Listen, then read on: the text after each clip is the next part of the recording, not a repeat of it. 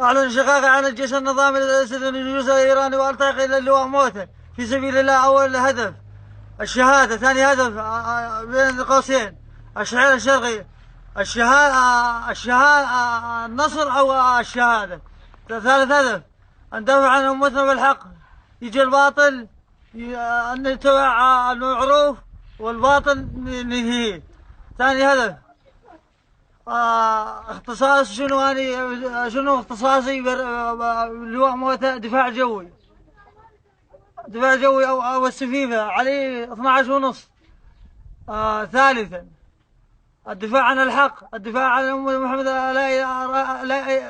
تحت لا إله إلا الله محمد رسول الله. ثالثا رابعا وأخيرا ندافع عن الشحير الشرقي، عن أمهاتنا وأخواتنا بالحق، ولو الجيش الحر كان هسه شاحطين كل شحيل، وندافع عن بالحق وزهل الباطل، ويجي الحق ويزال الباطل. وأشهد أن لا إله إلا الله وأشهد أن محمد رسول الله. المجاهد محمد سار النزال بن سار. تكبير الله أكبر، تكبير الله أكبر. طارتي